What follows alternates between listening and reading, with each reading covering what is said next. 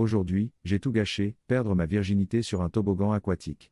Vous connaissez ces toboggans aquatiques dans lesquels vous vous tenez debout et qui vous font soudain tomber directement sur le toboggan? Si ce n'est pas le cas, regardez-les sur YouTube, il n'y a rien de tel. Ah oui, les doux souvenirs de ma première fois sur l'un de ces toboggans. Je pense que mes cicatrices mentales émotionnelles ont suffisamment guéri pour raconter ce joyau.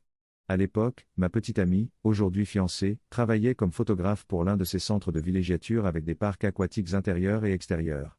L'un de ses avantages était qu'elle et un membre de sa famille amie pouvaient entrer gratuitement dans le parc aquatique, alors par une chaude journée d'été, elle avait congé et nous avons tous les deux décidé qu'il serait amusant d'y aller et de se rafraîchir pour la journée. Pendant que nous y étions, j'ai découvert l'un des toboggans aquatiques les plus excitants du parc. En gros, vous vous tenez dans ce tube, puis l'opérateur du toboggan appuie sur un bouton et le toboggan vous fait tomber tout droit de 90 pieds, avant que vous ne commenciez à descendre le toboggan. Moi, qui suis un amateur de sensations fortes, j'ai bien sûr voulu essayer. J'ai donc grimpé jusqu'au sommet du toboggan, j'ai fait la queue et mon tour est enfin arrivé. Une fois dans le tube, l'opérateur m'a dit de garder les jambes croisées. Comme je suis un homme assez grand et lourd, je me suis dit, c'est vraiment inconfortable, je ne vais pas faire ça. J'étais donc debout dans le tube, en train de faire une crise de panique par anticipation, les jambes non croisées.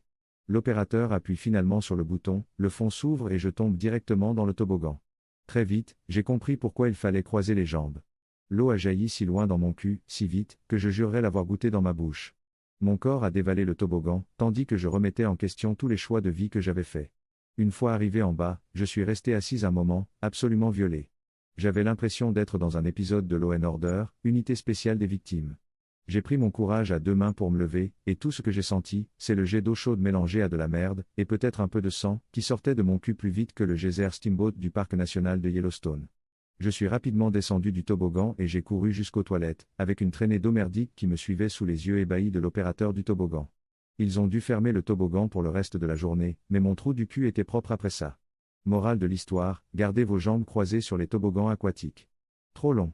Je n'ai pas lu, je suis allé sur un toboggan aquatique qui vous fait descendre de 90 pieds. Mon cul a été violé par la force de l'eau. En descendant du toboggan, de l'eau, de la merde et du sang sont sortis de mon cul et ils ont dû fermer le toboggan pour la journée.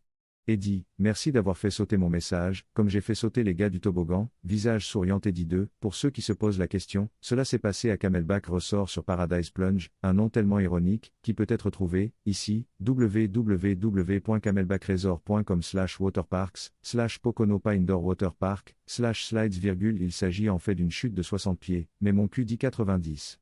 Enfin, oui, j'ai vu l'autre article sur les glissades d'eau et les commentaires sur un autre subreddit. C'est ce post qui m'a incité à partager ma propre expérience ici, qui est en fait assez courante.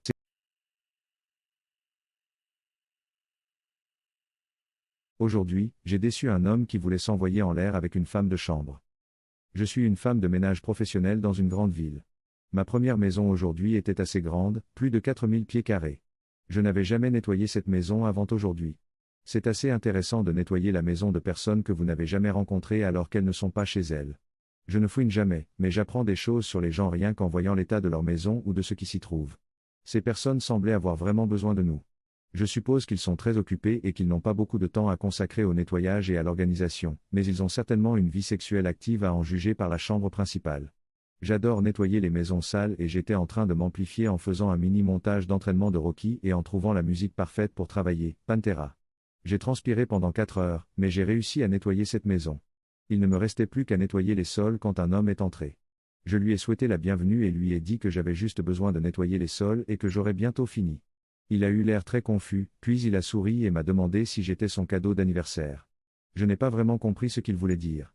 Peut-être que sa femme avait programmé le service le jour de son anniversaire? J'ai simplement répondu peut-être. Joyeux anniversaire, monsieur Henrique. Il a eu l'air encore plus confus et m'a dit qu'il ne s'appelait pas Henrique. Eh bien, c'est parce que son voisin ne s'appelle pas Henrique. C'est parce que son voisin, mon client actuel, s'appelle monsieur Henrique. J'ai posé mes fesses dans la mauvaise maison et je l'ai nettoyé de fond en comble. Et le type qui vivait là est rentré chez lui et a cru que j'étais une travailleuse du sexe jouant le rôle d'une femme de ménage engagée par sa femme comme cadeau d'anniversaire. J'étais tellement gêné de m'expliquer avec ce type et mon patron. Les instructions d'entrée dans l'application indiquaient que le client ne serait pas à la maison mais qu'il y avait une clé sous le paillasson. Il n'y avait pas de clé sous le paillasson mais la porte d'entrée était déverrouillée.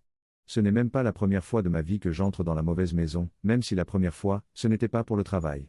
Le bon côté des choses, c'est que le mec était tellement content de la propreté de sa maison que j'ai fini les sols et qu'il m'a payé ce que mon entreprise lui aurait facturé, plus un pourboire. Trop long. Je n'ai pas lu.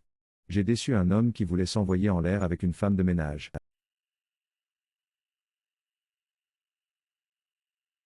Aujourd'hui, j'ai fait une farce à ma femme.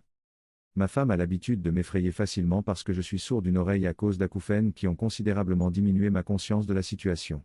Elle trouve cela hilarant et j'ai appris à le tolérer par amour. J'ai décidé que l'heure de la revanche avait sonné. J'étais sur le point de faire bouillir une boîte de pâtes rigatoni lorsque l'inspiration m'est venue d'une vidéo que j'ai vue sur les médias sociaux. Je cache un morceau de ces rigatoni entre mes dents et me dirige vers le salon où ma femme se détend sur le canapé après une longue journée d'infirmière. Et, chérie, ça te dérangerait de me frotter le cou ? J'ai l'impression d'avoir un nœud ou quelque chose comme ça. À ce moment-là, j'ai du mal à contenir mon excitation pour cette incroyable farce et elle commence joyeusement à me masser le cou.